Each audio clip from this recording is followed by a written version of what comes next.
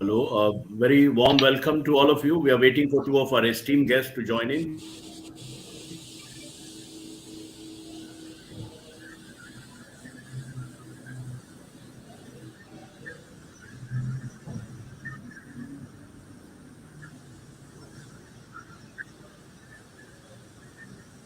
Uh, Hello, friends. Let me welcome the audience at this point. Uh, the topic of today's discussion is Indonesia elections, what it means for India, Indonesia, the region, and the world. We'll be starting it shortly. Our audience is trickling in, and our two of our distinguished speakers will be joining shortly.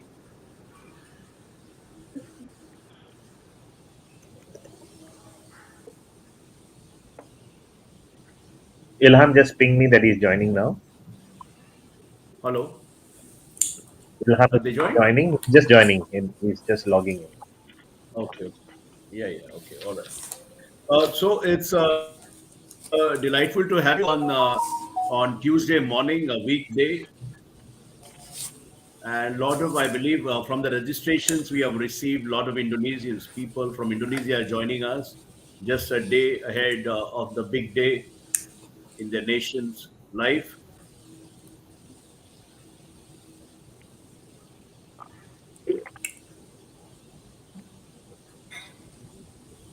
So just to, for the sake of audience, before we start, the audience is watching us on YouTube and Facebook Live.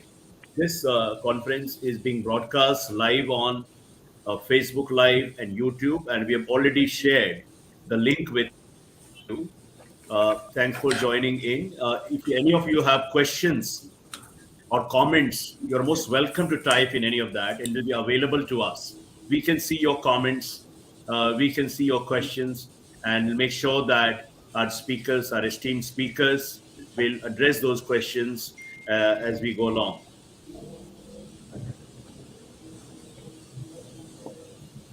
If you have some questions now, also you can post so that as we start the discussion, we can include it in some of the questions being posed to the speaker.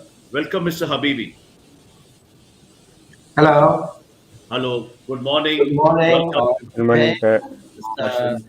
Yeah, already 1 p.m. plus here in Indonesia. yeah, right. I Not know. morning It's anymore. probably lunchtime, not exactly the ideal time No, we are for already had Indonesia. lunch. Yeah, Yeah, good yeah, one. yeah. Okay. So we are waiting for one of last speakers, Ms. Kamdani, who will join us shortly. Just to repeat, and I would urge you all to tweet about it, to the event, what the speakers say, and add your comments, add your questions, and be basically proactive listening. It may sound like YouTube and Facebook Live. It's a very proactive medium. It's called active listening.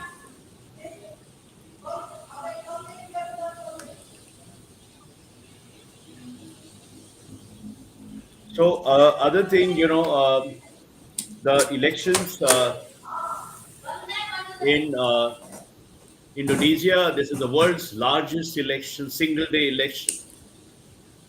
I'm sure many of you may have should be following that. They must be following it, and it's also ASEAN's largest country, largest economy, 1.5 trillion economy, and there's a lot riding on in terms of the outcomes, in terms of what Actually, happens I there. can't hear anything.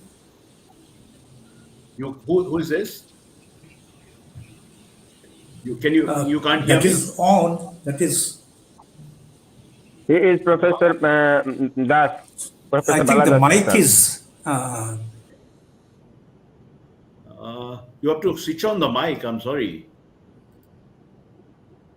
Sir, could you see the down in the down of the screen? Yeah. In the bottom of the screen, you will find mute, stop cam, and settings. So there is unmute. You can unmute there. And still, so that he is. unmuted. So, Ms. Shinta Kamdani is joining. We are sorting out the audio issue of Professor Ghosal. Yeah, he is on mute. Maybe somebody can unmute him. Yeah. Anil, can you unmute him? Anil?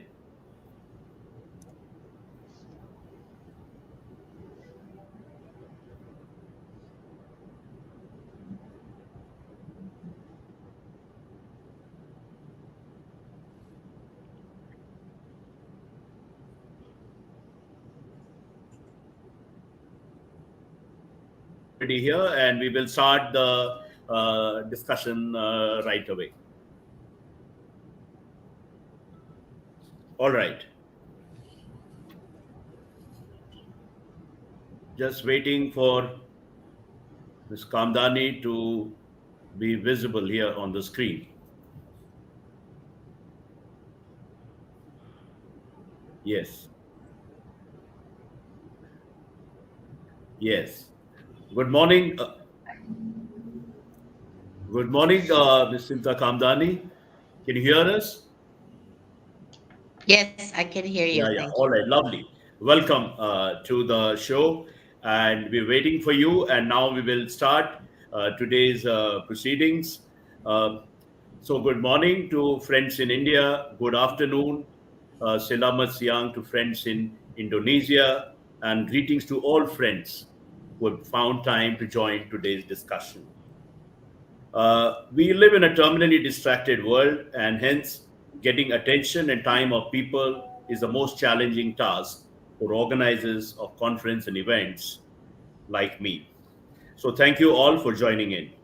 Let me cut the preamble short and dive straight into today's discussion on what Indonesia's elections mean for Indonesia, India-Indonesia relations, the region, and the world.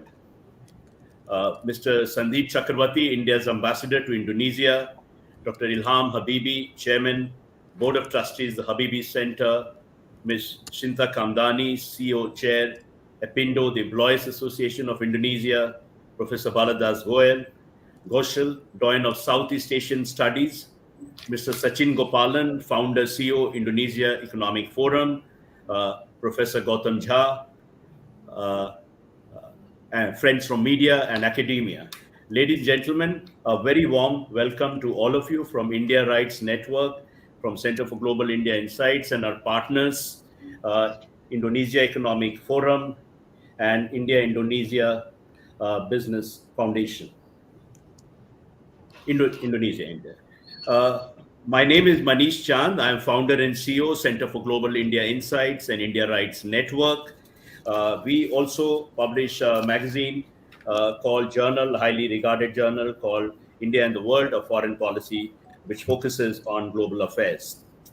CGII is a think tank cum strategic advisory that focuses on geopolitics and actionable foreign policy analysis. For more on our organization and activities, you can find it on our website, www.indiarights.org. Over the years, we have partnered with venerable institutions across continents to host conferences and events. And this time, it is our pleasure to partner with two of the esteemed organizations from Indonesia. So, friends, we are meeting just a day ahead of the elections in Indonesia, the world's largest single-day election. More than 204 million of Indonesia's 270 million people who are registered to vote will be choosing not only a new president and vice president, but also parliamentary and local representatives. The sheer scale of Indonesia election is staggering. Let me give you a quick snapshot. Over 200 million, 4 million plus voters, 18 national parties across 575 parliamentary seats, and over 800,000 polling stations scattered across 3 time zones. There are 3 presidential and vice presidential teams vying for the top job, including a former military general, a one-time academic, and a self-professed man of the people. It's literally a dance and festival of democracy.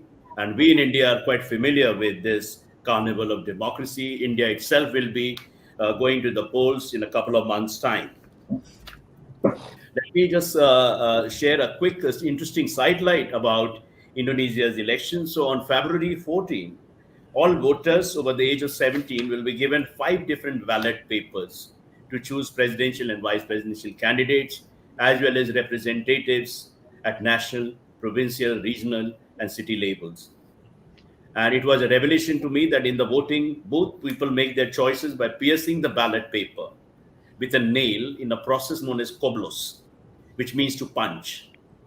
It is felt that using a nail to punch a hole in the ballot paper makes it harder to manipulate votes.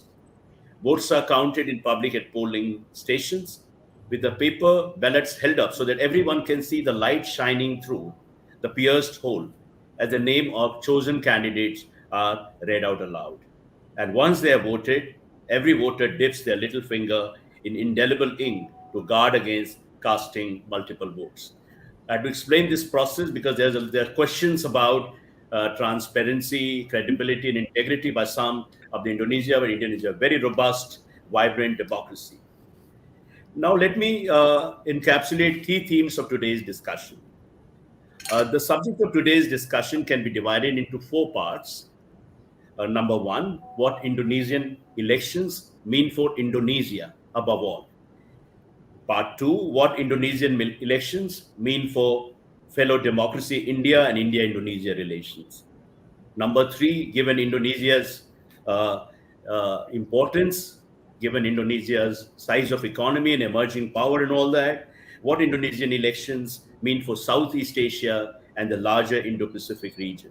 And number four, what Indonesian elections mean for the world. So what we have is a broad spectrum of interrelated themes linked to the Indonesian elections. Let me just underline how important are the February 14 elections. This is a moment of change, renaissance, and resurgence in Indonesia, I'm told. The current Indonesian president, Joko Widodo, popularly known as Jokowi, has already served maximum 2 terms in office. So this year's election marks the first change of leadership in 10 years. The dominant issues in these elections, as one can make out, are very subsistence issues, existential in nature. Price rise, escalating cost of living, increasing in unemployment, slowing economy, concerns over democracy in some quarters, and the list is a long one. We have an absolutely outstanding panel. It's a privilege to have such a distinguished panel with us. So I will leave it to the panel to demystify and analyze these issues. Now, let me say a few words very briefly about India-Indonesia relations. There is a new emerging alphabet, grammar, and vocabulary of India-Indonesia relations. I call it ABCD. A for Asian century, B for business and Bollywood, C for culture and creative economy, and D, and this is the D that concerns us right now, democracy, demography, and diversity. On Democracy Connect, Ambassador Sandeep Chakravorty has written a very incisive op-ed in Jakarta Post, and he writes, democracy in Indonesia is a source of regional and global stability and a force for peace in the world. Democracy at home lends greater credibility and acceptance to the call for reform of the international system and the demand for peace. So India-Indonesia democracy bonding, apart from other forms of bonding, is very strong. And the good news is that India-Indonesia partnership is on an upward trajectory. The relations were transformed and upgraded to the level of comprehensive strategic partnership during the landmark visit of Prime Minister Narendra Modi to Indonesia in 2018. The talks between the two leaders culminated in an ambitious vision statement on enhanced maritime cooperation in shaping an inclusive Indo-Pacific architecture, which remains the guiding template for steering our relations forward. Now, just very briefly, there are strong cultural links between the two countries that crisscross the realms of religion, mythology, and cinema. Bollywood films and Indian television dramas, I'm told, are raised in Indonesia. There are even fan clubs named after iconic Bollywood stars. The movie industry in Indonesia has apparently an Indian imprint, with two major production houses headed by Indonesians of Indian descent. With this brief overview, let me introduce our first speaker of the day, Dr. Ilham Habibie. Dr. Ilham Habibie needs no introduction. He is an iconic, towering figure in Indonesia's political establishment, civil society. He is co-founder and chairman of the board of trustees of the Habibie Center, a foundation focused on democracy in Indonesia. The Habibie Center is looking at related aspects to democracy, such as human rights, economy, and ecology, and lastly, science and technology and innovation. Dr. Habibie wears many hats. If I were to read out his full bio, it will probably consume a lot of time, and that's the thing with such distinguished audience. So you can It's too long. check out his bio at Habibie Center website. Dr. Habibie, welcome to this conference. Thanks so much for joining in. My question is this: that that as Indonesia votes for elections tomorrow, and you have known the major candidates, you have interacted with them, you know just about everybody in Indonesia's political establishment. You are the son of the president, which marked a major turning point. President Habibie, turning point in Indonesia's political life. What is your take on what do these elections mean for Indonesian economy, resurgence, for democracy in the region? I know it's a large topic. It's virtually, I'm asking you to deliver a keynote address, but you could keep your remarks very focused, and you have 10 to 12 minutes Excellent. to speak. Yeah. Over to you, sir. Thank you very much, Mr. Chan, for your kind introduction. First of all, thank you for having me here as a speaker. With pleasure, I will give you my thoughts and my input related to your questions. Firstly, I'd like to add another alphabet, letter of the alphabet. How about the E? I think it is also important to talk about economy, ecology, and equitability in the context of India and Indonesia, because I think in the end, besides the political interest on both sides, but there's always the economy that rules actually a lot of things in the relationship between two nations. Well, before I give you my comments regarding the election and also the impact, let me give you maybe a little bit, very briefly, a summary of where we were, where we are, where we want to be as a nation. Maybe we can understand things from that a bit better. Well, I think in 1955, Indonesia was one of the founders of the so-called non-alignment movement, together with India, by the way. And I think that position is still by and large there in our establishment. I think we see ourselves neither west nor east. We want to be, I mean, if you listen to the campaigns of the three candidates, all say we want to have only friends and no enemies. Basically, we want to be strictly neutral, and we don't want to be involved in any of the major conflicts, which are some of them not too far away from us, but we don't want to get involved. Actually, we want to be firmly ourselves, but we are aware about the fact that we have to be strong. The second thing, where are we right now? Well, like India, we are a member of G20. So we have grown significantly from the time when the non-alignment movement was founded in 1955. Then we were really a poor country. Now we are in a middle income situation, and some of us say, yeah, we're actually already in a trap. And that points actually to the future. Where do we want to be? So we are right now a G20 country, but we want to be a much stronger country economically and also in general terms. We want to be strong in every single aspect of how we measure countries.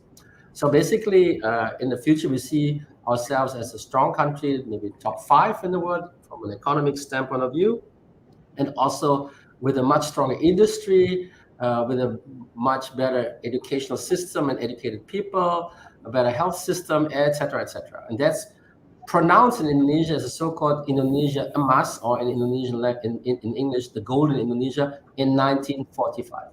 Why is it 1945? Because Indonesia will be 100 years old then, and we want to. There's every single candidate is basically focused on that. We actually have that goal in mind, and we want to achieve that, and therefore that's the only way That's also, by the way, the target is means also escaping the so-called middle income trap. So we will then be coming into the elusive club of an exclusive of a high income country, which is basically more than 12,000 and something US dollar per capita per year. Right now we're at about 4 to 5,000, but then we have to more than double it by 1945. Well, so this election, basically, what does it mean? Straight to the question. It means basically we are in a certain status right now. How do we get from today in 2024 to where we want to be in 21 years in 2045? These are not small steps. I mean, right now, if you look, if I may a little bit analyze the current status of the economy, if you read most analysis, then people are quite satisfied actually with the current status as in the last 10 years. We have always delivered a very stable growth of around about 5%. And that is to a large degree because of the focus of the government in the last 10 years on infrastructure, but was badly needed.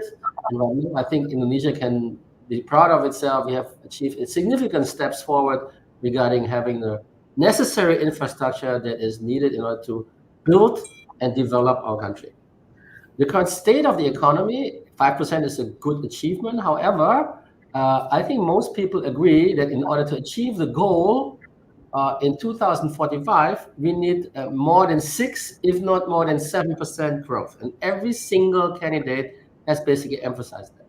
And now I think this is now where the visions are sometimes either not clear, or they're not enough, or they are basically, in my personal view, not correct. So I think that in order to achieve that goal, we need to significantly, and everybody agrees about that, I think, increase the contribution of the industrial sector to the economy. Right now, as it stands in the last years, and I'm talking about more than 5 years, if not almost 10, the industry has always been sub-economic growth, meaning we had a so-called pre-industrialization with an industrial growth of less than overall economic growth. That is because Indonesia has been riding on a commodity boom since a long time. And right now, what we see, which has added significantly, and I have to say this is something very good, to the foreign direct investment in Indonesia is basically policies related to exports of minerals in a raw form. That has been, for certain minerals, forbidden. And therefore, the downstreaming of those minerals has been growing a lot by heaps and bounds in Indonesia, and has delivered a lot of the foreign direct investment, at the same time, some jobs. And I say some, because if you compare the investments now to, like, say, many years back, say, maybe to be extreme, 20 years back, $1 billion right now creates only 25% of $1 billion 20 years ago. So the focus of the future government needs not only to be on growth, but also the effect on the country and the people in general, create more jobs. So higher economic growth and much more jobs. And that needs a different industrial policy. So what is the hope of Indonesia or Indonesians in the coming election is to find the right policies for Indonesia to diversify our economy into a stronger industry, particularly manufacturing industry, with more value add, much more jobs. This is not an easy question to answer. I think this is something where many countries are struggling with.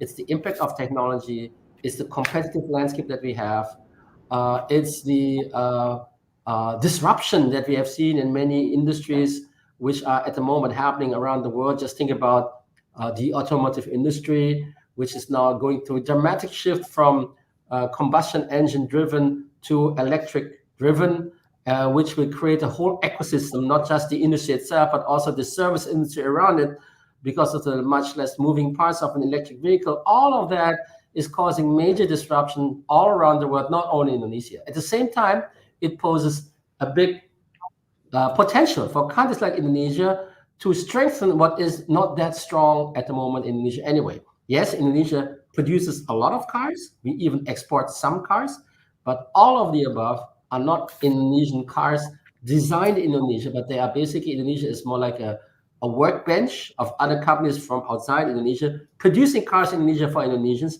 which is not bad, but it's definitely not maximizing the value add for Indonesia. It's not maximizing the work opportunities offered to Indonesians. For some professions, there are simply no jobs in the current automotive industry as it stands. So this is one example where Indonesia needs to figure what to do. And the other one is also the challenge related to what basically relates to all countries in the world, not only the technical disruption, but the disruption posed to us by the climate crisis or climate challenge. That requires a completely different view on products, on processes, on the whole industry, talking about sustainability, talking about circular economy, talking about net zero positioning, talking about renewable energy. All of that is creating not only a disruption, but it creates a whole new industry. And lastly, I think the so-called digital aspect. So we have three, basically the transition or disruption of certain industries like automotive, then this in the general disruption regarding things related to climate and economy, ecology, environment. And the third is basically things related to digital, where we have major disruption to be happening, not now at the moment, but it will happen at some point in time regarding technologies like artificial intelligence, which changes whole job description, in some cases even completely deletes whole job professions. All of that has to be basically understood and incorporated into future strategies, and the underlying necessary component of the future policy is not only the investment, but it's also the workforce that needs to be educated in a right way. I'm not talking about academically educated, but also vocational training for the future jobs, and also a certain degree of digital literacy or sustainable literacy or technological literacy in general, in order to make our workforce in Indonesia more apt to the future challenge. So all of this is relevant for Indonesia, and all of that because the president, when elected, will have a major impact on this. In fact, he will determine the policy which will propel Indonesia to our goal in 2045 or not. So what does it mean for the region? Well, Indonesia is, as it stands, 41% of ASEAN.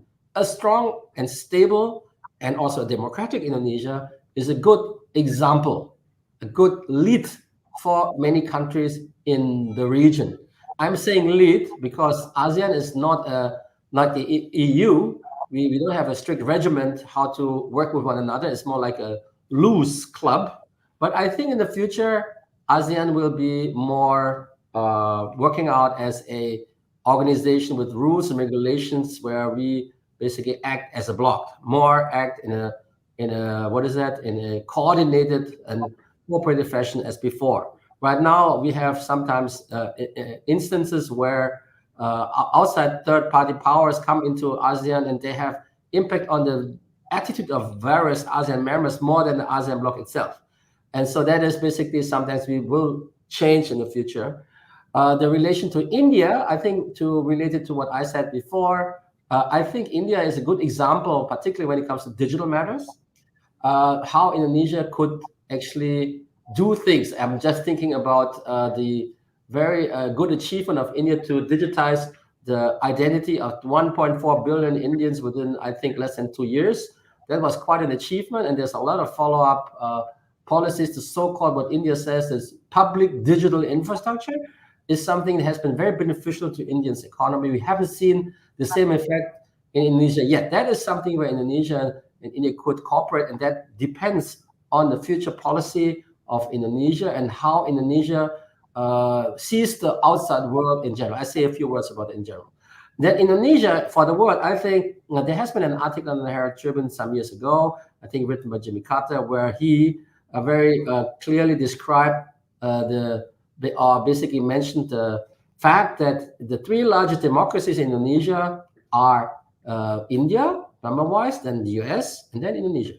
And what is significant about that is that basically all three have different religions as the majority of their electoral base. What does it mean academically? It means that actually the affinity between democracy as a political system and the predominant religion in the country is not that strong.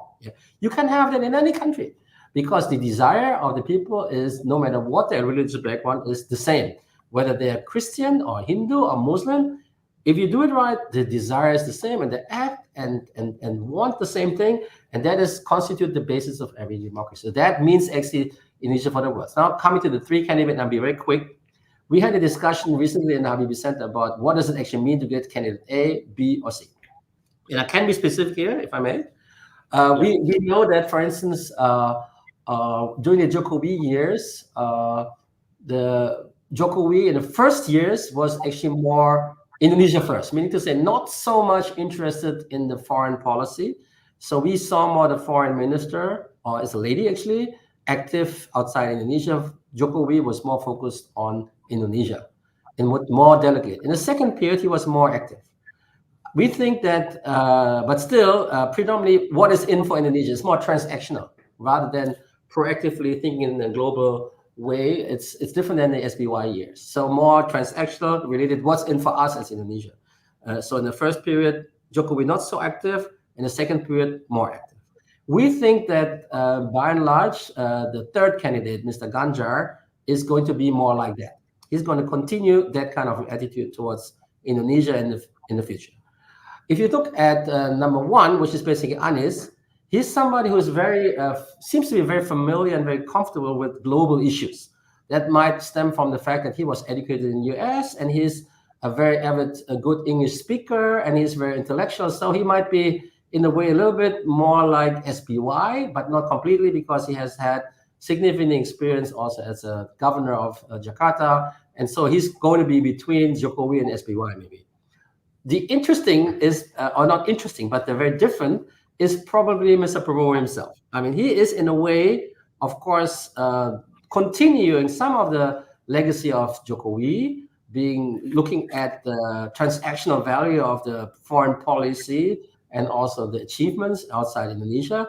On the other hand, he has his own minds and sometimes acts outside Indonesia and foreign affairs policy himself. A good, meaning the ideas that he has doesn't always basically embody the policy that is officially to be had in Indonesia. That a good example would be during the conference on security between in the world, particularly Ukraine and Russia and Singapore some time back. He came up with his own idea to create a buffer zone between both countries and to basically accept the status quo and go into peace negotiation. We can think about that however we might think. Is it good or bad? I don't want to talk about this. But the fact is, it was completely not coordinated with foreign affairs or with the president himself. So basically, he has his own ideas, and he might act sometimes in a different way. So that's maybe my comment about the three candidates. And thank you for your kind attention. I hope that I can give you some insight about what I believe Indonesia's election might mean for Indonesia, for the region, for India and Indonesia as a partnership, and also for the world in general. Thank you.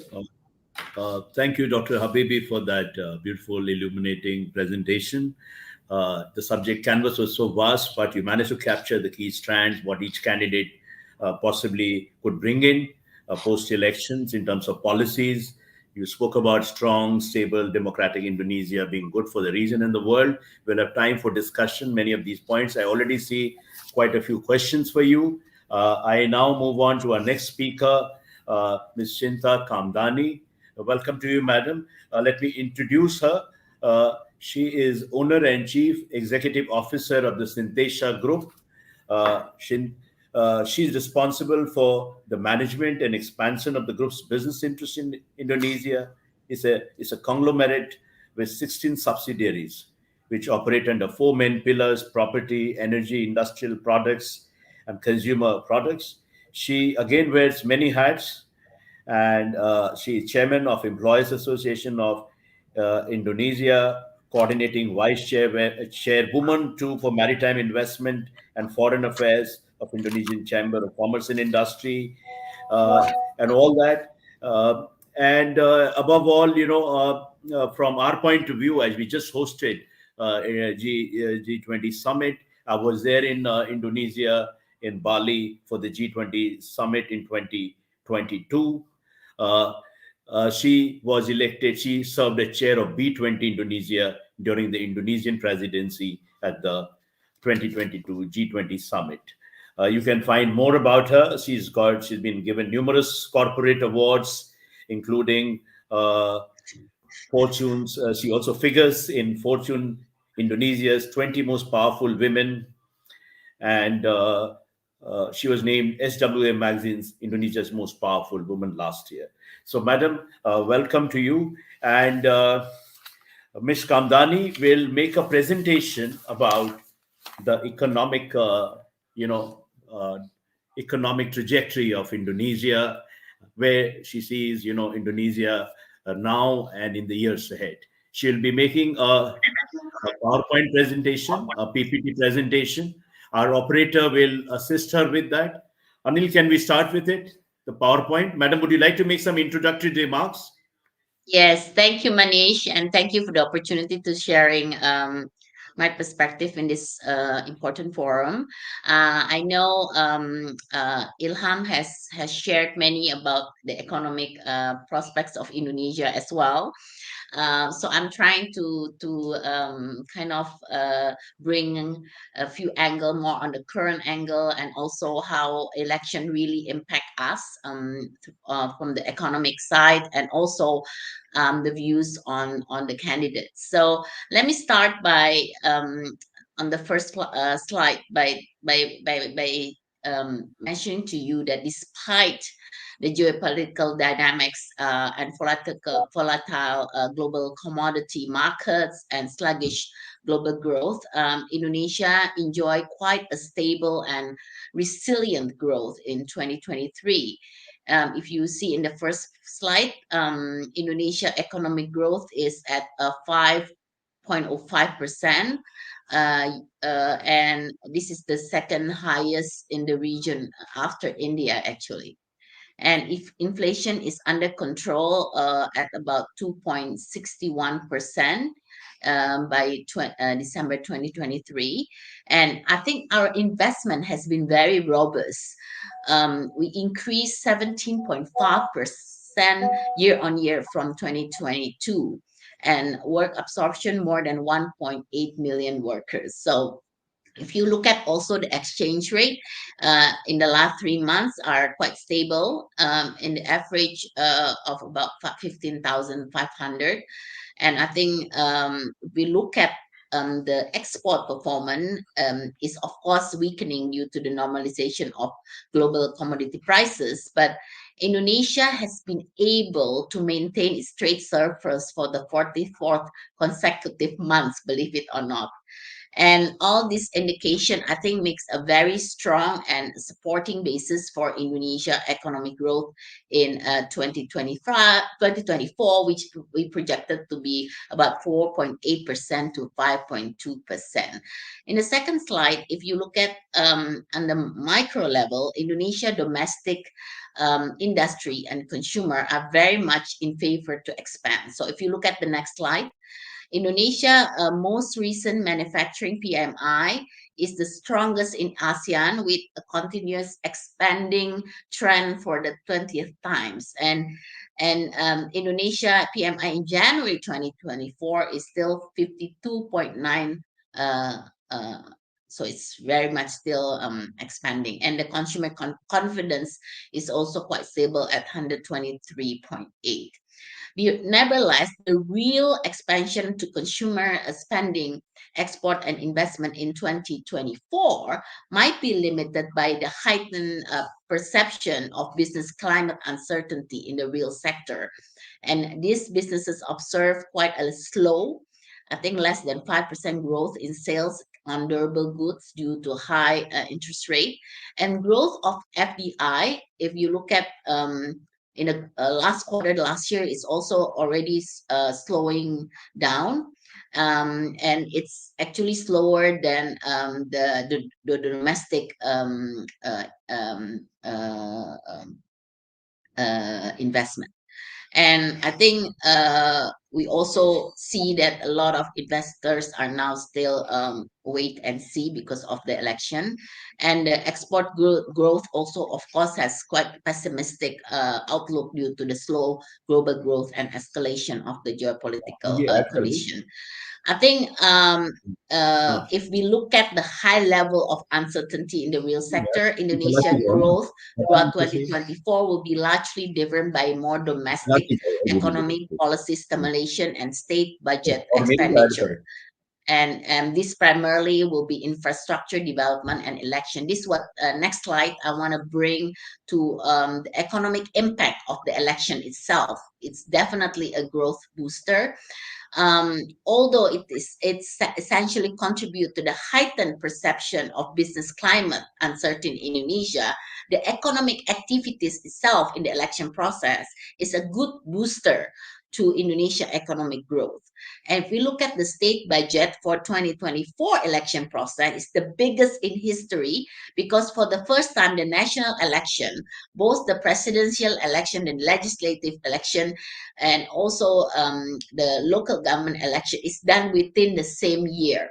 So compared to 2019 election, this budget is increased by 231%,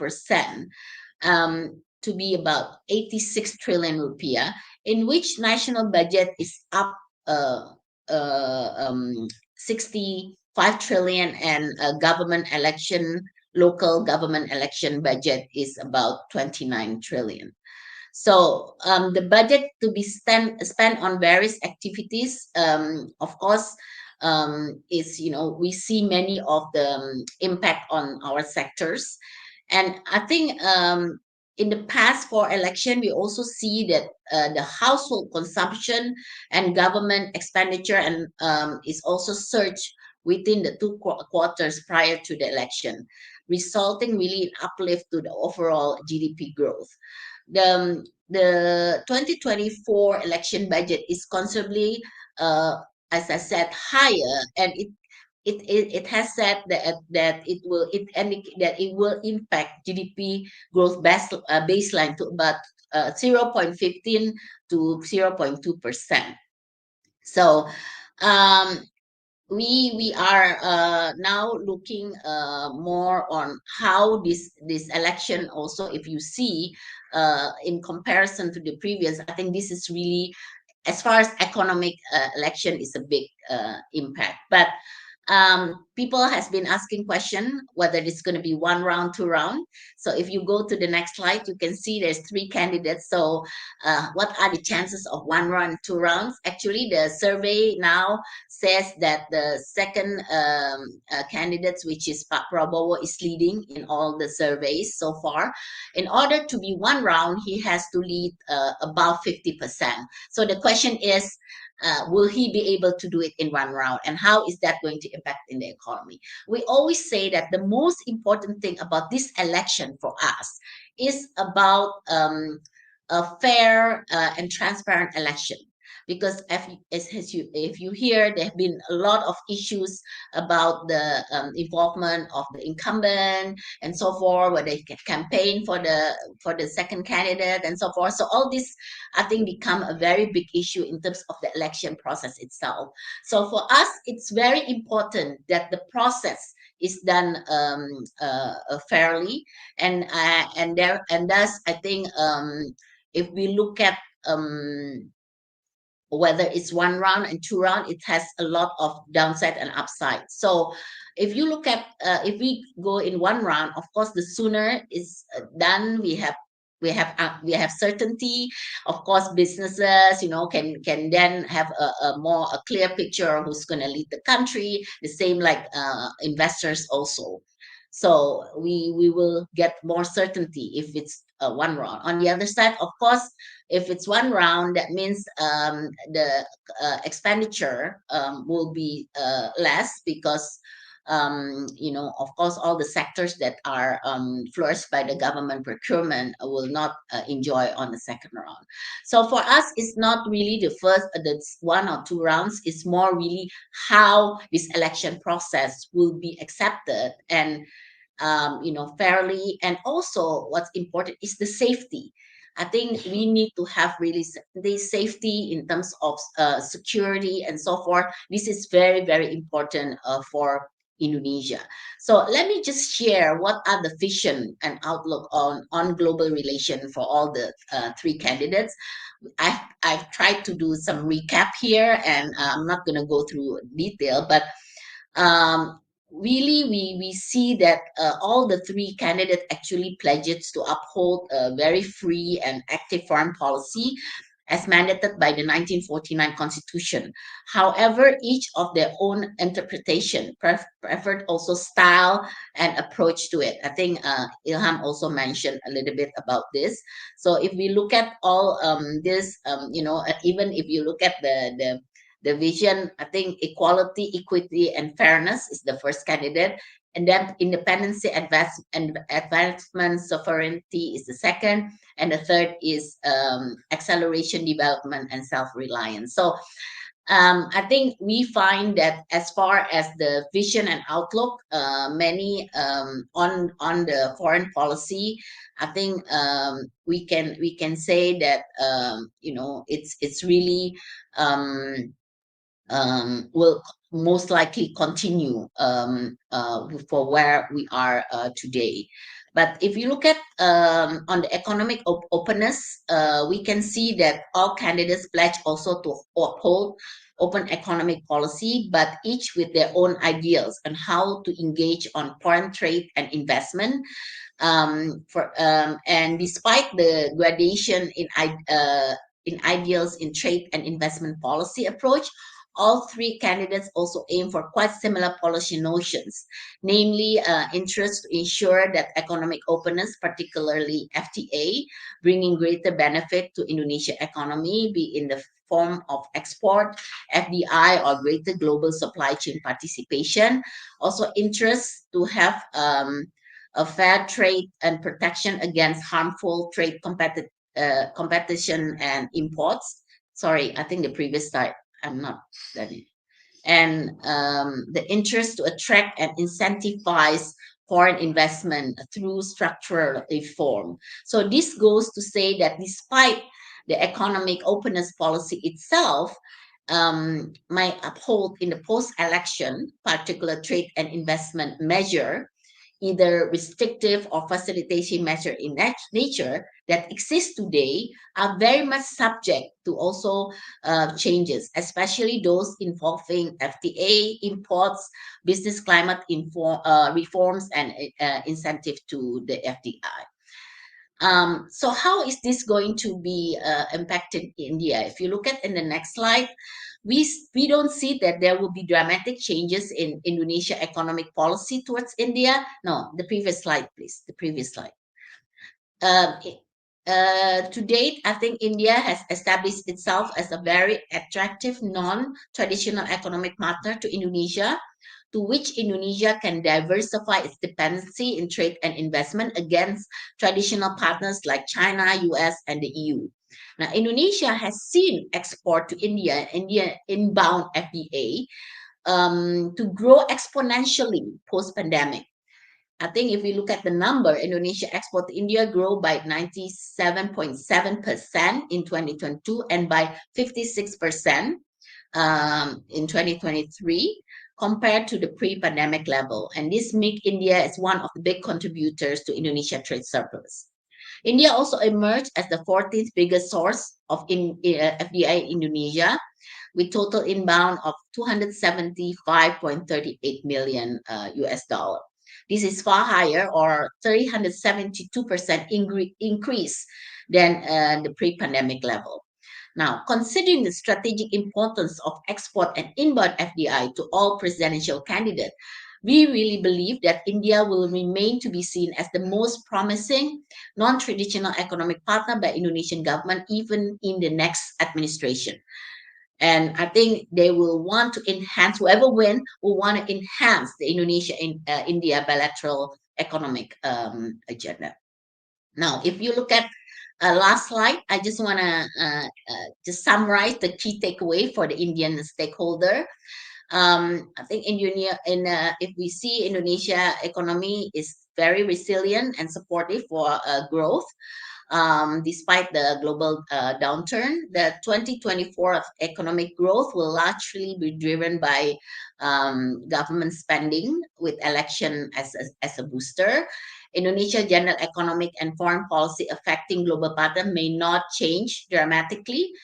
Indonesia openness also to foreign economic stakeholder is expected to stay the same, but particular trade and investment policy may still open to changes. And India will still remain a strategic non-traditional partner to Indonesia, and as much as possible, I think I would encourage do your business as usual. Do not miss out the growth potential of Indonesia has to offer in this year. And I think we are definitely have this potential among all the ASEAN countries as well. So we continue facilitating businesses and to bring together more partnership between Indonesia and India post-election. Thank you very much. Thank you, Ms. Kamdani, for ending on that very optimistic note about the future trajectory of India-Indonesia economic partnership and relationship in general. India will continue to remain the most promising non-traditional economic partner. It's a very reassuring note to end on. Without much ado, let me now invite Ambassador Sandeep Chakravorty, India's ambassador to Indonesia. Ambassador Chakravorty has a professional diplomatic career spanning more than 3 decades. He has had a remarkable diplomatic journey, serving in different countries across different continents, Peru and Bolivia. He served as India's ambassador to Peru and Bolivia, Consul General in New York, Deputy High Commissioner in Bangladesh. He also served in India's missions in Spain and Colombia. And prior to his appointment as ambassador to Jakarta, he was joint secretary in charge of Europe West and the European Union in India's Ministry of Foreign Affairs. And not many know, Sandeep has an abiding interest in conservation and sustainability issues involving forest and wildlife. He is also an author. The secret side to him, his friends like us know better. He is an author, and he is a man of many parts, undoubtedly. Let me now invite Ambassador Chakravorty to speak about. This is also this year is a 2024 is not only the year of elections worldwide. It is also the 75th anniversary, right, Sandeep, of India-Indonesia relations, India-Indonesia partnership. So over to Sandeep for his remarks. You have 10 to 12 minutes. Thank you, Manish, for organizing this webinar, and it's great to see Dr. Habibie and Shinta, Kamdani, and other friends on this show. I think after Dr. Habibie and Shinta have spoken, it's very difficult for someone to follow because their presentations were quite masterly.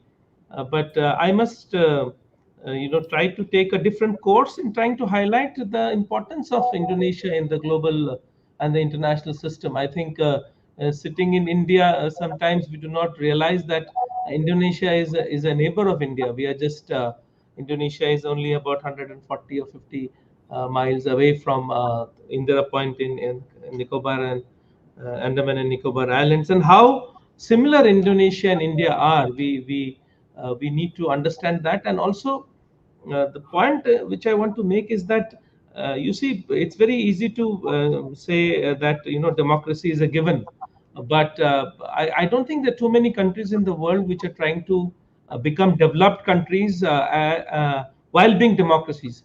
Europe and America, they were developed, they were rich countries, and then democracy took roots in these countries, and today they are both democratic countries and also rich countries. But I think India and Indonesia perhaps are the only two countries in the world where democracy has taken root, and in the democratic framework, these two countries are trying to become developed countries.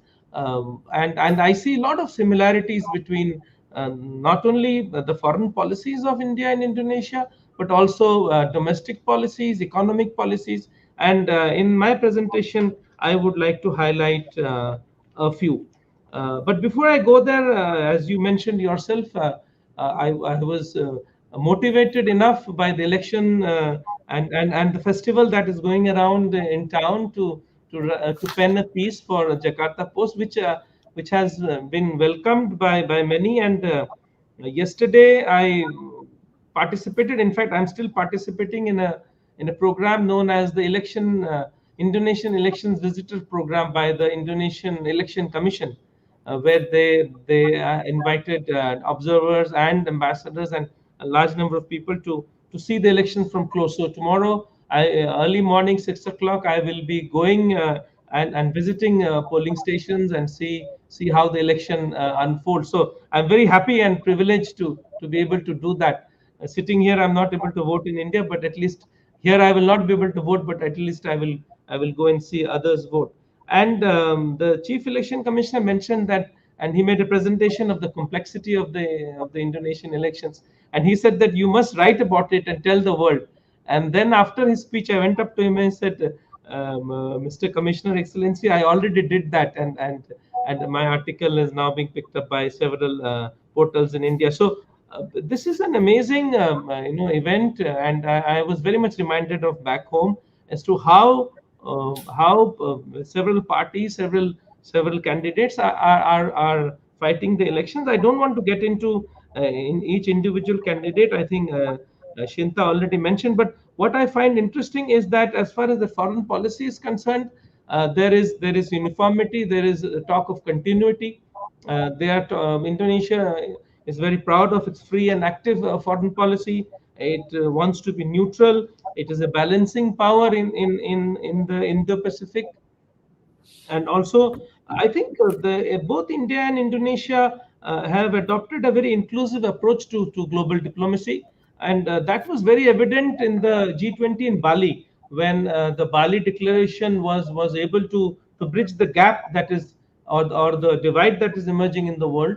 And I think in New Delhi also, in the New Delhi Declaration, we were able to again bring together everybody and come out with formulation which was acceptable to all. I think that happened because of Indonesia, and that happened because of India. I think we play that kind of a role in the world, and there is respect from all quarters for Indonesia and India, because also at home we are democracies, and I think we adopt an inclusive approach to make sure that every voice is heard, every vote is counted. And I think that gives a lot of credibility to both Indonesia and India.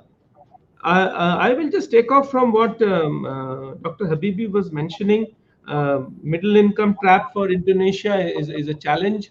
There is only so much that the commodity will take Indonesia far, and I think that realization is very deep, not only in the government but in think tankers, in economists, and also in the candidates. And the plans for Golden Indonesia, or Indonesia Emas, Indonesia as a developed country by 2045 are very solid. It's something remarkable. And also we also have this Amrit Kal plan for by 2047. Again, there is similarity in that, and I agree with Dr. Habibie that both economies need to emphasize more manufacturing. I think we did a disservice to ourselves by outsourcing manufacturing, and by only services and trade.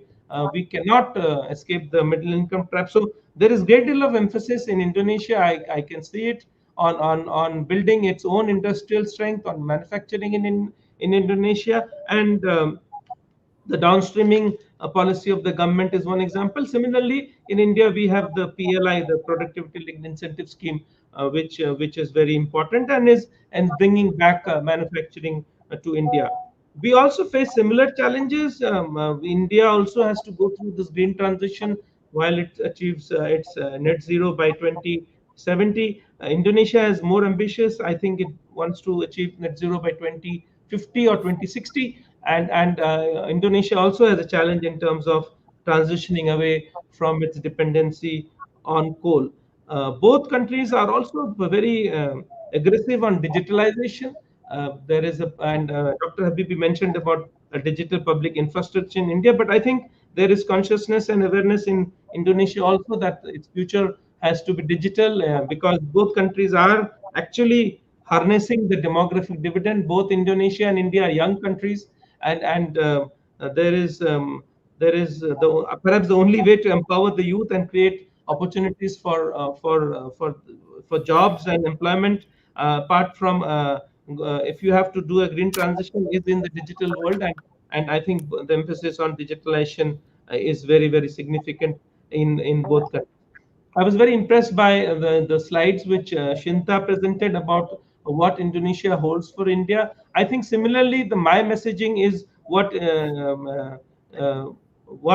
Indonesia holds for India and what India holds for Indonesia. I would also encourage Indonesian investments in India, because Indonesia has certain strengths, and we Indonesia is not an insignificant investor in India, but I think over the past few years that has stagnated, and my job is to encourage Indonesian investments into India. On the trade front, we are doing okay, but again, this is work in progress. We are undertaking review of the ITIGA, the ASEAN India Trade in Goods Agreement, and I think that will remove certain the bottlenecks that both sides face in exporting more to each other. I will end by saying that the democratic process in Indonesia is something which brings stability to the region. If you look around, there are not too many countries like Indonesia, even in this region, where democracy has taken strong roots, and there is no rollback. It is a march forward since Dr. Habibie's father became the first president in the new setup. It is only a march forward, and the empowerment of people, empowerment of youth, empowerment of women has been inexorable, and a lot of people participate in the electoral process. And Indonesia has one of the highest voter turnouts in the world. I think it's more than 80% last time, and this year it may be more.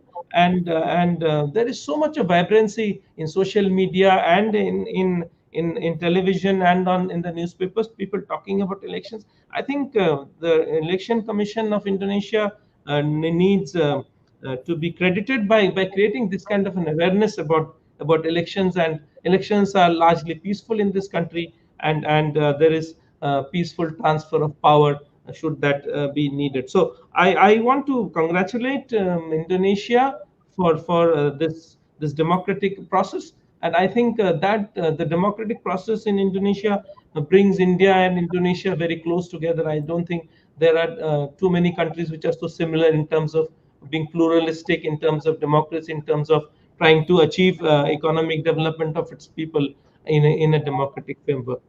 With this, I would end my presentation, Manish. Thank you, Sandeep, for bringing out that very quintessential glue that binds these two countries, large countries, the democracy bonding, democracy, diversity, pluralistic society.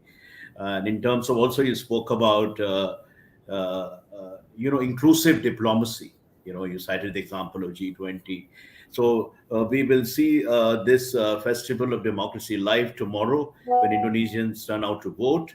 And now let me move on to our next speaker, Sachin Gopalan. Sachin Vijaya Gopalan is also partnering with us, Indonesia Economic Forum, in hosting this conference. He is a serial entrepreneur since the age of 29 with a passion for building national programs with high economic and social impact. As a founder and CEO of Indonesia Economic Forum, he brings domain expertise in business information, economic insights, networking events, and media engagement. I can go on and on, but for the sake of precision, I will stop here. All of these are eminent people. You can dig into their bio. It's available on the net. Now, basically, Sachin, I want to ask you about your India-Indonesia connect. You are right over there, and we have a very vibrant Indian community there. And as Sandeep and others have pointed out, the multifarious relations between India and Indonesia are growing with every passing day. What is your take on this, looking forward as we have the elections and whoever comes to power? How do you see India-Indonesia relations progressing. Over to you. Okay. Thank you, Manish. First of all, I'm very happy to be here and love this partnership with you to bring together thought leaders from both countries. So I have been here for 27 years, and there is something I've noticed here this time, this election, compared to all the elections in the past. I've witnessed all the elections, democratic elections, since the year 1997 onwards, when we had our first one in the 2000s, early 2000s. It's that India has been mentioned several times by by candidates, the presidential candidates, during their campaign, during the debates, during their speeches, have referred to India more than they have ever before. Especially the health programs like the Noon Meal Scheme, the Health Clinics Network, production of rice, self-sustainable. Sachin, sorry to agriculture. interrupt you. Yeah, Just 1 second. I believe Miss Shinta Kamdani has to leave. So, madam, sure. if you're leaving, you can exit the screen. Thank you so much for your wonderful presentation, and we'll be writing about it, and we'll be in touch. Thank you once again. Over to you, Sachin. Actually, Sorry. Mr. Chan, I have to leave too. Not too long, maybe only 5 minutes at the most. Yeah. Dr. Habibi, there are a couple of questions for you, if it's okay with you. Yes. Yeah, Uh, I don't want to disrupt my friend Sachin. He was already in the flow. Continue after we do a Q&A with Ilham. Okay, thank you, Sachin. all right. Okay. All right. Go ahead. You want me to do Q&A with Dr. Habibi first? Or what is it? Yes, do a Q&A with Ilham before he Okay. leaves. All right. Okay. No, basically, I see quite a few questions for you. Sure. And just let me read out some of them. There is Anuj from Indonesia, is signed as AZ. And he says, what about ease of doing business for foreigners in Indonesia? And will the new elected government be focusing on it? And he says, what about adopting English as one of the official languages? It could be a good step. Okay, that's number one. Number two is a question or a comment from Manoj Bhatt. The exchange rate does not reflect the trade surplus. In trade surplus countries, the local currency should strengthen. Not quite clear what it means. And then there is Mr. Kuron, who says, how will the policies be shaped, especially considering India is one of the biggest buyers and India is one of the biggest producers? So these are some questions for you. Maybe you could just briefly comment on them before you leave. Okay, no problem. Thank you very much. First of all, to Mr. Anuj's question, yes, I am also of the opinion that English should be much more emphasized in Indonesia as call it second language.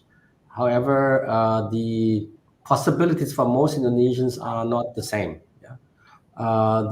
It is not so much only a matter of the curriculum, but the quality of the Indonesian teachers, particularly when it comes to speaking English, is to be much improved. And so before we embark upon a strategy and policy of reinforcing English as a very important second language for all Indonesians, we have to upgrade the quality of the teachers in large numbers. We don't have only enough, but only the ones that we have are by and large not enough. Yeah. So that is, I think, one important thing. I can imagine that that will be part of a future strategy when it comes to a better curriculum, because Indonesia has just been realizing that when it comes to measuring the quality of our schools and students, when it comes to PISA and these other, it is actually, we are not performing well enough. In fact, we are substandard, I think, unfortunately, and we have seen the impact of the 2 years of COVID, where many students were basically disrupted by their daily school schedules. And yes, not everybody did have the same positioning, having the luxury of connectivity and also the devices, maybe the right environment to learn at home. Yeah, that has had a lot of impact on Indonesia, and Indonesia has slided down in terms of quality of learning and education. That's very measurable. So I think if I would put myself in the shoes of the next president, maybe we have to get back to what we were before. So we have to get our quality of the students in reading, writing, and small arithmetic things has to be better first in general before we talk about English. Yeah, that because those curriculum, those items are delivered in Indonesian. Okay, that's one thing. Then the ease of doing business, yes, I think the drive to enhance that by and large has been there since many presidents. In fact, the previous president, pre-Jokowi, SBY, already emphasized that. It is more the implementation. Yeah? And then I think if you think about ease of doing business, in many cases, the better solution, the faster solution, the cheaper solution, also the more transparent and fair and clean solution is a digital solution. So much of ease of doing business comes along with a better digital strategy and implementation. And that, I think, the main problem in Indonesia is we don't have good digital leadership. We have a lot of hick-hack between different government departments, be it education, be it economics, be it health. They all have the digital soup or digital whatever they want to do, and they don't want to cook together. So they want to do together, and we need strong digital leadership right from the top level. And I think it hasn't been priority enough for the president to realize that this is something that needs the attention of the president himself. It cannot be delegated, particularly if it's not clear who makes the final decision, which minister or which government official from the president's office or which head of a non-ministerial government office. There are many examples for that in the world.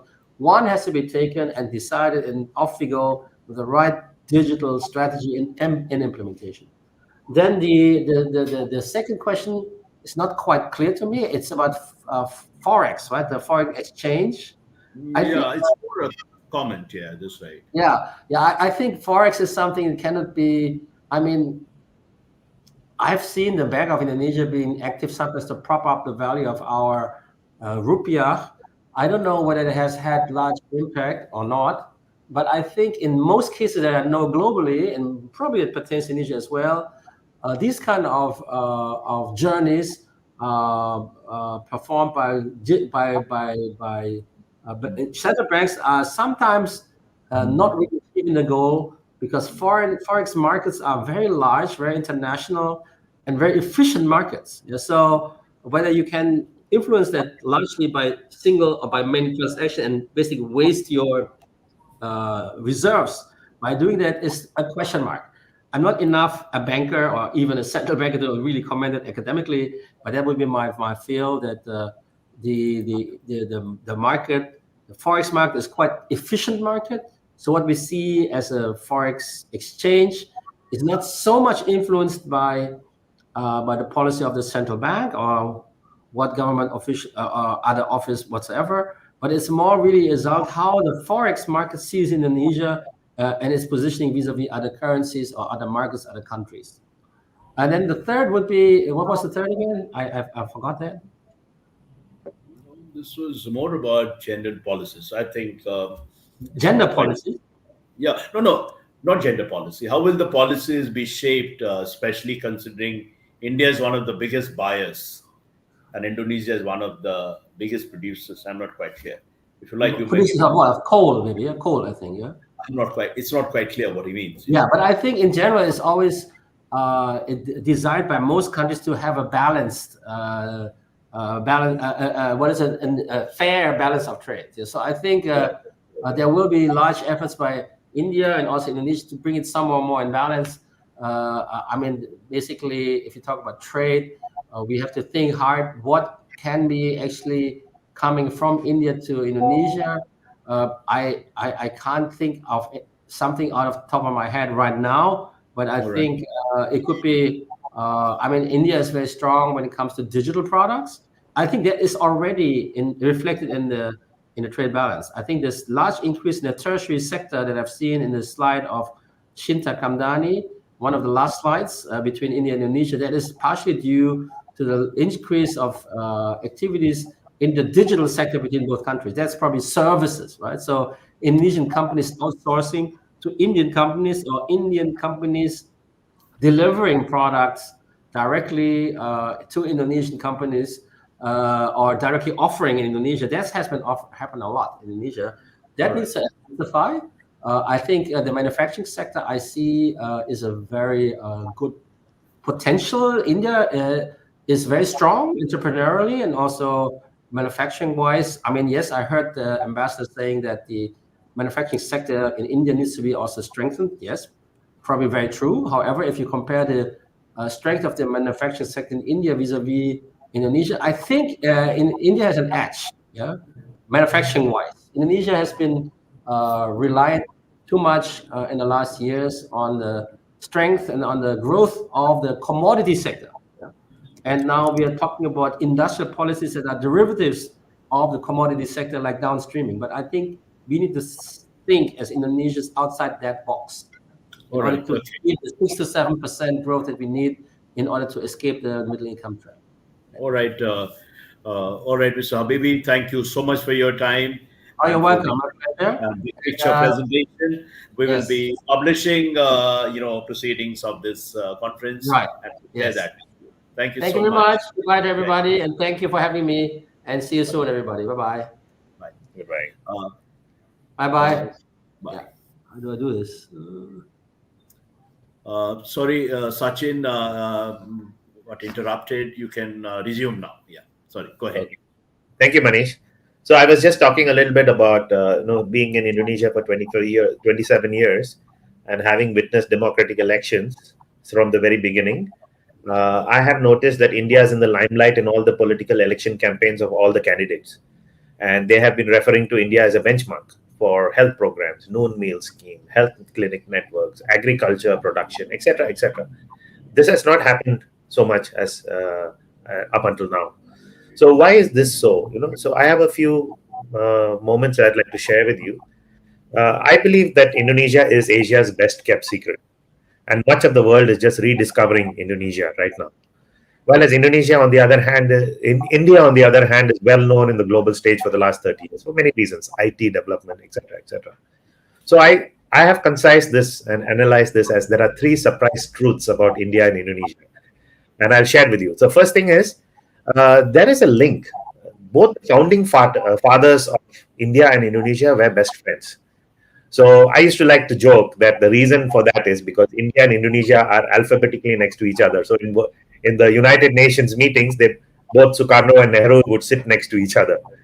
So that probably started conversation and friendship, which has resulted in a very interesting opportunity between the two countries. Now, of course, both of our countries are in G20, and India being the largest population with the fifth largest economy, and Indonesia is the fourth largest population and the 16th largest economy.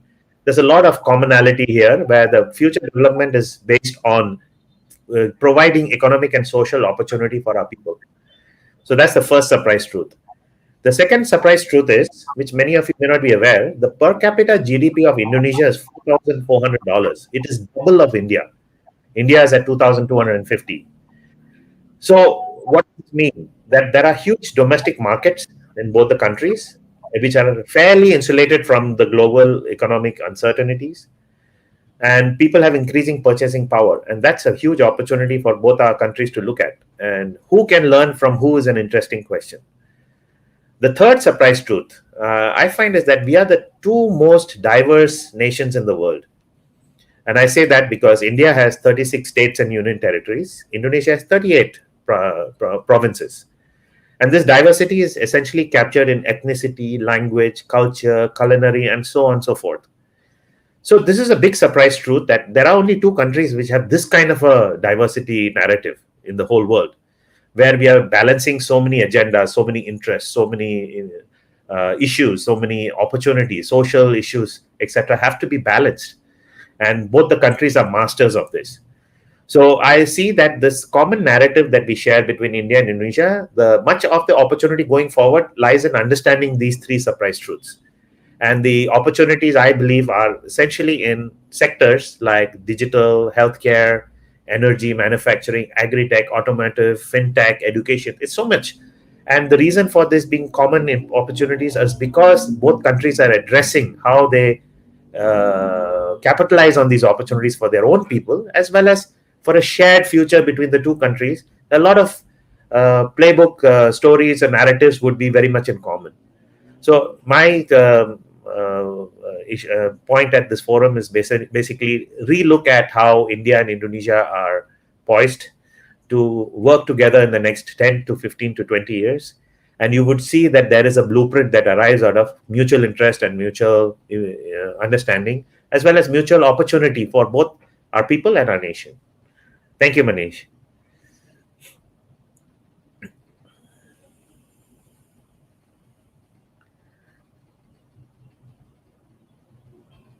I think Manish, you're on mute.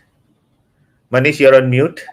Yeah. So thank you, Sachin, for that very precise, admirably precise presentation, and bringing out those, some hidden gems, regarding India-Indonesia relations. We have some questions. We'll carry forward the discussion.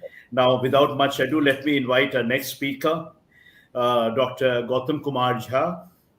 He teaches Vasa Indonesia at the Center for Chinese and Southeast Asian Studies, the School of Languages, Literature, and Cultural Studies, JNU. He's the founder of the Indic Belt Society, which studies the Indic civilizational fraternity and India's interactions with the Southeast Asian region. Uh, Dr. Gautam, are you Yes. there? Yes, Yeah, I'm here. yeah, Can you hear you were me? there. Yeah, Dr. Gautam, basically my question is about, others have spoken largely on economic and diplomatic facets of India-Indonesia relations. How do you see this cultural chemistry playing out in the years ahead, and how does it link up with the elections, if at all? You see, I think before I start, let me tell all the panelists and the audience that we have two uh, big doings of Indonesia and foreign policy of India who are present here. He is Ambassador Rajiv Bhatia and Ambassador Sudhir Devare. And also, I think the last speaker, Professor Baladas Ghosal, who is in fact my guru from JNU, and he is great scholar, and he is also expert of Indonesia. He has done a lot of work. So I feel myself, in a very different position. I teach Bahasa in JNU, and then I have been frequenting Indonesia. But before I come to the cultural uh, semblance, cultural commonality between India and Indonesia, and how that cultural part is being played in the current elections, and they are very important. But Sam, just let me give you a little historical background about the democratic development in Indonesia. See, democracy in Indonesia is ingrained in their social system. One policy is called gotong royong, that is very prevalent in Java, and still that policy is still running. That is called mutual cooperation. So, as you know, that Indonesia lies on this, very intense seismic belt, and they often come across natural, disasters, and so they have developed, among themselves, cooperative attitude. So the social system is very compact. They work on a lot of democratic values. So one thing I would like to start from here, that our last speaker has to talk about Sukarno and Nehru's friendship that started, and Ilham ji has also started from the non-aligned movement. See, I'll just briefly talk about two, three things, then come on the cultural part. First is Sukarno's experiments with the guided democracy in 1959, and then NASACOM. And then I'll talk about, from the old order to new order, which followed by Suharto. And then Habibie comes, Habibie for a short period of time. Then two transitional president comes. And then two president comes, that SDY and Jokowi. Both of them, are almost, SDY served full 2 terms, and Jokowi has also a full 2 terms. So this is the democratic development. But if we see, and then I'll come and talk about this current elections, then cultural fraternity. If you give me just, uh, some 1 or 2 minutes more. See, Sukarno's experiment with the guided democracy was the first, what do you call that, roadblock to a full democracy in the country. And then he came out with a NASACOM, that is, a policy which he thought that may fit it into the, demographic configuration of the country. That is, and that formulation was nationalism and communism and religion. That, nationalism and religion, basically these two parts of the NASACOM fitted with Indonesian system, but communism couldn't fit, and that culminated into the coup d'etat in 1965, and then Suharto takes the reign of the country. Now, under Suharto, this 32 years was a kind of complete, authoritarian system. And in fact, in 1995-96, I was there under his rule, and I could feel the difference between India and Indonesia, how India enjoyed the freedom of expression and democracy, and that was same thing I was feeling in the campus, how students were, they wanted to know more about what is happening in India that time. So, but anyway, after 32 years of rule, see, suddenly Dr. B.J. Habibie comes into the picture. He was about to complete 2 months in the vice presidency of Suharto, and then he took the presidency for some time before he handed it over to the other parties. So one thing is important. When B.J. Habibie comes, he was by nature and by his educational background, he was a technocrat. Then he tried to establish, and he found out the gaps of industrial development that needed by the country. As also Ilham Habibie has emphasized the big gap that technology, digital learning, and also industrial development. I think that gap can be filled by India if both the countries go in their pacts and bilateral relations goes very well. That is a big gap, and India can fill into it. Now comes on Jokovic side. In his first term only, there was some issues with the, with an event which should not have happened. That is Ahok's, impeachment from the governorship on an issue of blasphemy, and you see, this is very important epoch in the history of Indonesia. And he was impeached by the governorship because he belonged to ethnic Chinese group and also other Christian background, and the entire drama was carried out by certain fringe elements of fundamentalist group of parties, and whatever happened, country came on the path, and the country embraced that situation, very calmly, though it marked a very bad human rights, impression on Indonesia. But you see what happens after that. The civic bodies of Indonesia, the civil society of Indonesia understood these issues, and slowly those infringed elements were banned. Now you see in the previous last 2 elections and this election, that is very, very clear this time that these fringe elements are not allowed to do drama. So this is one of the most important developments in the evolution of democracy of Indonesia. And let's see the 3 candidates. I think more or less we all know how 3 candidates are. I often discuss with my friends Indonesia, some of one of them would say it hardly matters who wins. Indonesia remains the same, and economic and foreign policy remains the same. And though there is a probability that Prabowo with Gibran, is declared as the president, and more or less everybody accepts this. And on the cultural part, you see, if you want to see, Mr. Chang, if you want to see the originality of Bharat or India, you will be able to find in Indonesia. The way Indic culture, I say Indic culture, is reflected each and every part of their,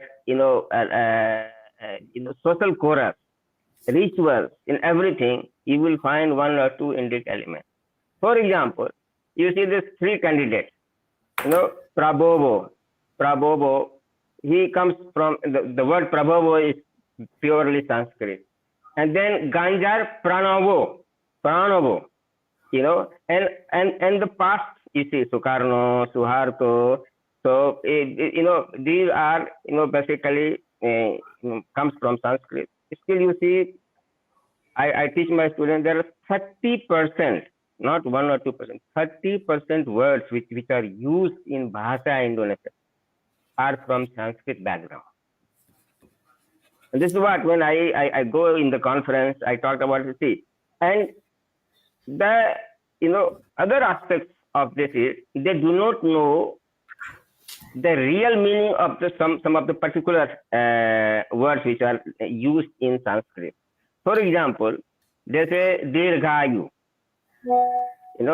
Dirghayu, and most of the people they say anniversary, happy anniversary, Dirghayu Republic, Indonesia. So sometimes they use the real meaning, sometimes they use little bit, tilted meaning of Sanskrit words.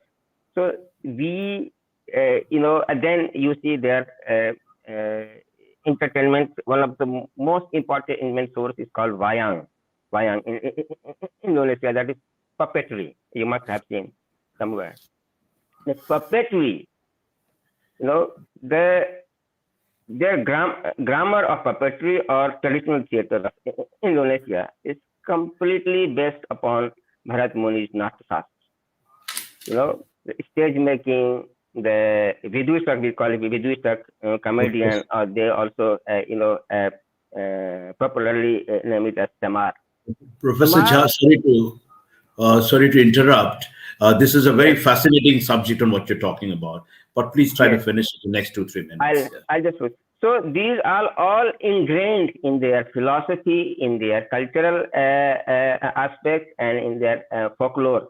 So I think this is the best time that both the countries are poised to fly economically. Both the government and particularly the missions head to emphasize upon the cultural cooperation or cultural communication between the two countries. I think most of the Indonesians know about India because of the Bollywood and cultural background, but Indians do not know much about Indonesia, and some of them even do not know where Bali exists. So these things, these gaps, we need to fill up. I think the future is bright, as as outlined by our ambassador, Ilham, Habibie and other speakers, Sachin. Thank you so much. Thank you, Dr. Shah. It's really fascinating what you're saying. All these words that hark back to Sanskrit and all that. But 30% of us are words of Sanskrit background. So we take that from this. We didn't know this. Now let me invite our last speaker of the day, last but not the least, Professor Baladas Ghoshal, the veteran, the doyen of Southeast Asian Studies. He served as professor and chair in Southeast Asian Studies, Jawaharlal Nehru University. All those who track Indonesia, Southeast Asia, Baladas Ghoshal needs no introduction. There was a reason to bring him toward the end, in a sense. Professor Ghoshal, very briefly, and we have been at it for now more than 90 minutes. In next 7-8 minutes, just try to capture the sense of what do these elections, what is in it for us? Do you see any foreign policy change? Do you see some sort of, India-China competition getting accentuated there? Just briefly your take, whatever, but please stick to 7-8 minutes time limit. Over to you, sir.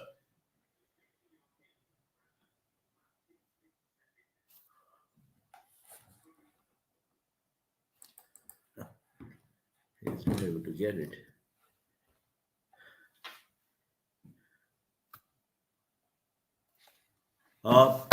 Excuse me. What do we do about this?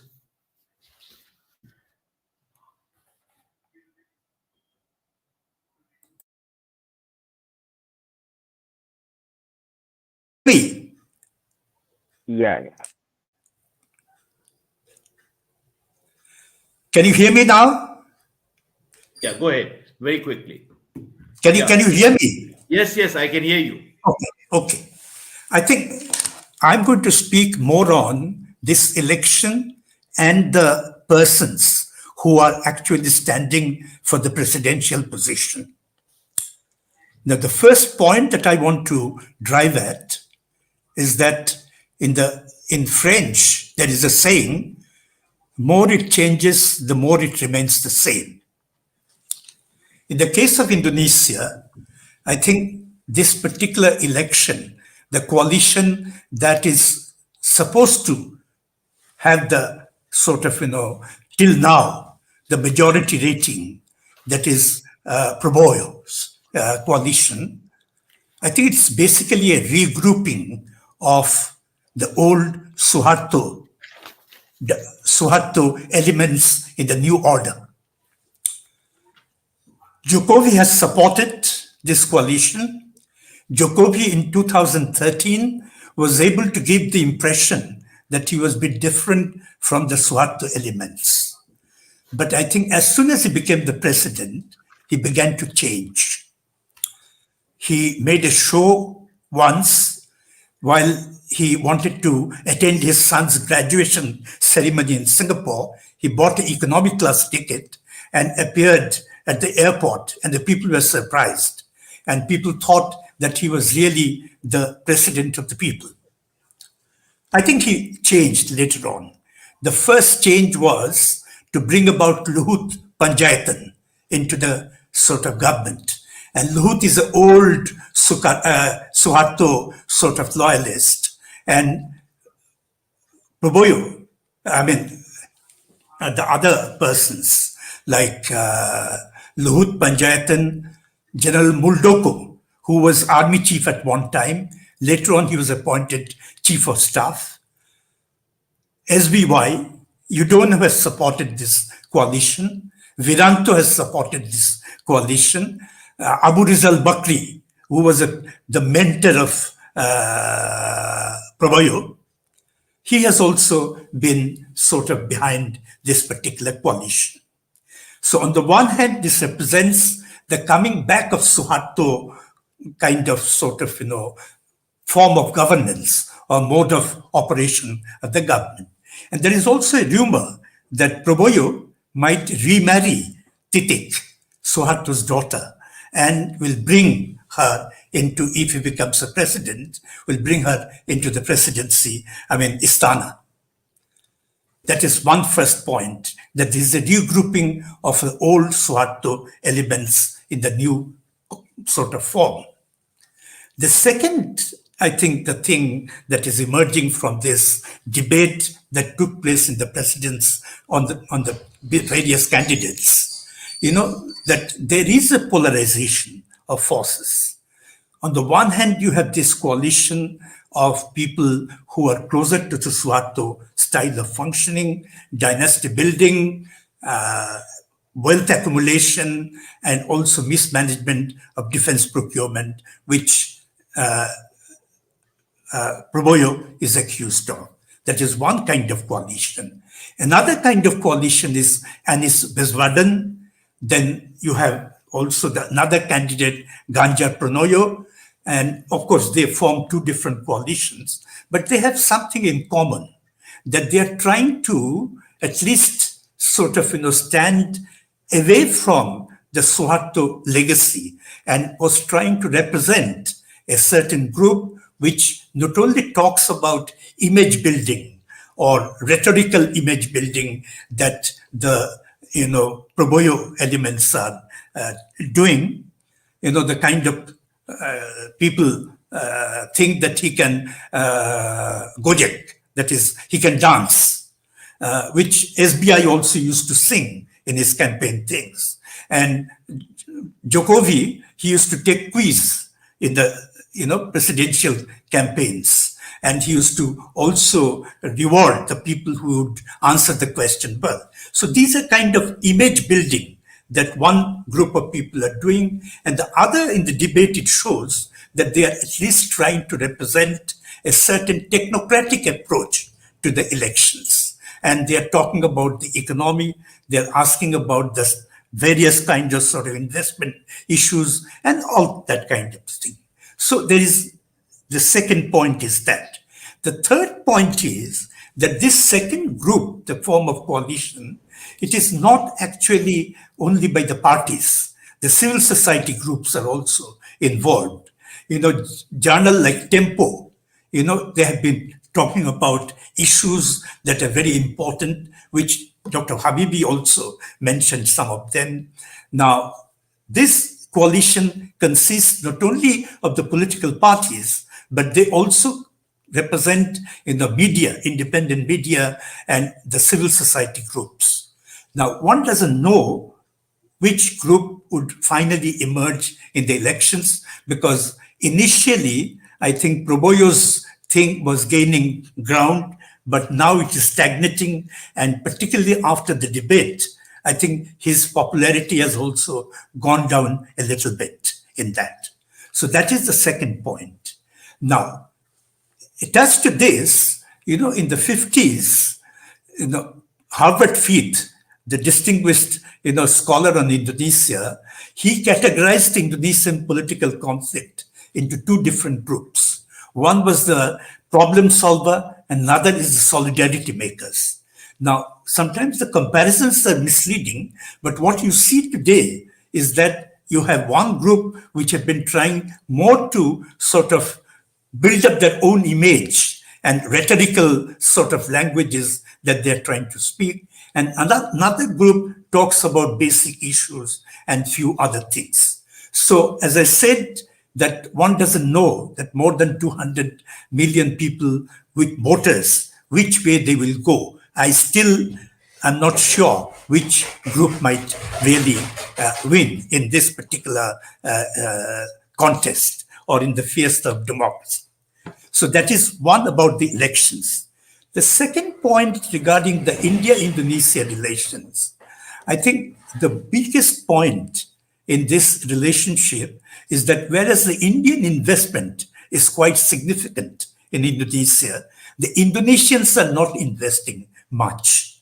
Prabowo's brother has some economic stake, and that's one of the reasons he also shows a little bit of pro-India attitude because of the business interests. But apart from that, there is hardly any investment, Indonesian investment. And, economy is the one that builds up a stake on the part of the country to develop closer relationship.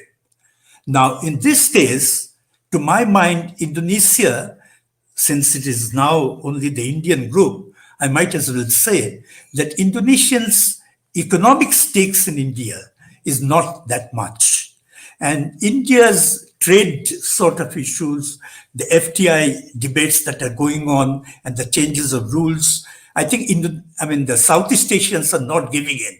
They're bargaining very hard. And although they expect us to be a kind of a bulwark against China, or at least kind of a support them vis-a-vis China, but they are not doing any sort of thing to improve the relationship between India and Indonesia on economic issues. So economic thing is one of the sort of, weak points in this relationship, despite the fact that, there's trade relations have improved quite considerably in the last couple of years, but I think there are much greater potentialities. The last point that I would say that, again, regarding the India-Indonesia relations, there are huge potentialities of growth in India-Indonesia relations. And there are grounds also. The geopolitical conditions are also, closer to that kind of an alignment between India and Indonesia. But I'm not sure to what extent Indonesia is prepared to come closer to that set of thinking and to set of, mechanisms through which the two countries can really exploit all their potentialities. For one thing, on the question of China, despite all their talk about, that dialogues, cooperation, and things the ASEAN style, they are not prepared to go against China in any way. And the relationship between Indonesia and India are also, Indonesia and China are also developing quite close, and economic stakes are much higher in China than in the case of India. So I think we have a lot of hopes in terms of promoting India-Indonesia relationship. Potentialities are great, and I can give almost a 1 hour lecture on that. What are the potentialities? But I think Ambassador Chakravorty knows about it, and I think all of us also know about that. But Professor only thing Gosal, is that whether Indonesia will come to that position whereby we can really forge the kind of relationship which can provide greater amount of cooperation between the two all right. countries.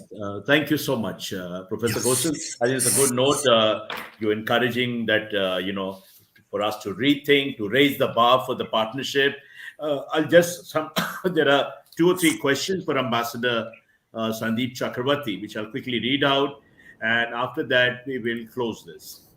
Uh, uh, Sandeep, there is a question for you about Chinese aggressive intent in Indonesia, and how do we protect our own interests vis-a-vis China. Then, then there is Shubham Kumar, who says that I'm not sure how relevant is it at this point. How do you see when it comes to decentralization of democracy? How do you relate Gandhian model of Panchayat Raj with democracy in Indonesia? And one last question, and which is very important, uh, that what are we looking ahead of the elections? What is our main expectation of India from the new regime, whichever party or coalition forms power in Indonesia? Over to you, Sandeep. Thank you, Manish. I think answering your first question, I don't think international relations and diplomacy are a zero-sum game. Indonesia's relations with China is its own relationship, and India's relationship with Indonesia is different. And I don't think that if Indonesia is getting closer to China, it means that we cannot develop our relations with Indonesia. I don't think it works that way, and I think both countries follow neutrality and free and active kind of foreign policy. Now, if Indonesia is doing more with China, it may be because China offers them certain things which maybe India is not able to offer. But I think our spaces are different. We operate in a different way. We would like to play to our strengths, and I think we are trying to do that. And I think Dr. Habibie mentioned a few, including digitalization, including people to people contact, and we have something to build upon. And as Dr. Ghoshal said, the potential is great, but potential is also has to be matched with ability and willingness and capacity. So we need to look at all these three elements. And just saying potential is great and not doing anything about it doesn't really solve any problem. I Right. think on the question of decentralization, I think Indonesia is very decentralized. In the sense that there is this concept of bupati here. There are more than Mhm. 2,600 or so. I don't remember the number exactly of bupatis who are quite empowered, and they take decisions, and they also fight elections, and they are really the CEOs of something known as regencies here, which are more or less like districts, and they are very very powerful people, and companies and organizations have to deal a lot with the concept of bupati. So it's not we don't have a office of the bupati in India, so it's very difficult to draw a parallel. but it's an Indonesian concept, and I think it has helped in decentralization of power within the system in Indonesia. What was the third question? I think I have answered two of them. What the way ahead? I think, you see, elections are in a way a point of departure, in the sense that before elections people say, oh, let the elections happen, and then after elections there is always new energy, new zeal, and people want to work with the new leadership. And in this case, there will be new leadership irrespective of who wins this election, because President Jokowi will give up office in sometime in October. And as you yourself said, we are celebrating the 75th anniversary, so we have many things planned up in the coming year. And I think, as Sachin mentioned in his presentation, that all the three candidates mentioned India several times in the campaign, and some of them would like to bring success stories from India into Indonesia. So similarly, there are things that we can learn from Indonesia, and our endeavor would be to see if we can succeed in taking them to Indonesia. So I believe that after the elections, there will be a new space, new ground, a new energy, new momentum in the relationship, and I am very grateful for getting this opportunity to participate in your panel. Thank you.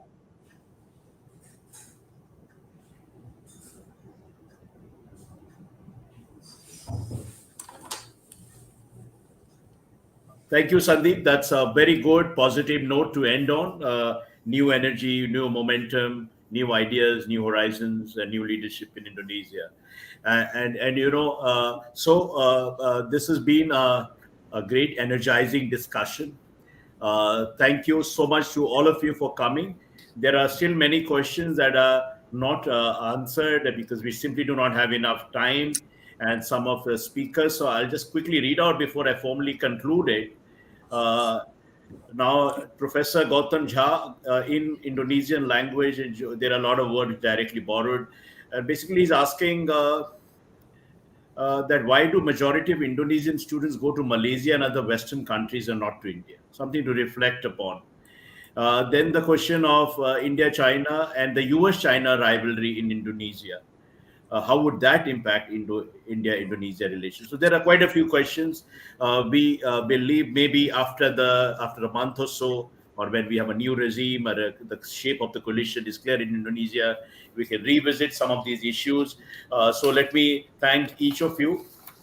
First of all, to our honored and very distinguished speakers in absentia, Dr. Ilham Habibie, Shinta Kamdani, Ambassador Sandeep Chakravorty, Sachin Gopalan, a partner in this venture, Dr. Gautam Kumar Jha, Baladas Bhosal. I hope I've not missed anyone. And above all, our very distinguished audience who stuck, and I saw large numbers of people coming and posing questions. This was one of our ideas that, and this is something to reflect on, that although India and Indonesia are tied by so many cultural connections, democracy, and the rest, we really need to know more about each other. This knowledge and information gap still exists. And one of the, I'm sorry to share that, I have not seen any great reportage or even a report for that matter about Indonesian elections in Indian newspapers. Right. So that knowledge deficit needs to be bridged. This set of rhetoric and cliches are fine. The sentiment of solidarity and the cultural chemistry and all that. But we need to match this with a very proactive communication and understanding. Mutual understanding means mutual empowerment. So thank you, dear friends, ladies and gentlemen. All good things have to come to an end. So I must conclude this seminar, and I must thank our partners, especially Sachin Gopalan, Indonesia Economic Forum, Indonesia India Economic Forum. They really pulled in their weight to get a lot of Indonesians here in the audience, and we organized this on an extremely short notice. The fact it's a little miracle that we're having such an engaged discussion with such a large audience. We'll be sharing the tape. We'll be publishing the proceedings, excerpted proceedings of the conference in the next edition of our magazine journal called India and the World. Thank you once again. Thank you, everyone. Thank you very much. Thank you. Bye-bye.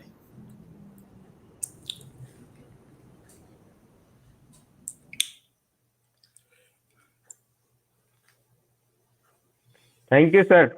Professor Ghosa, namaste. Thank you.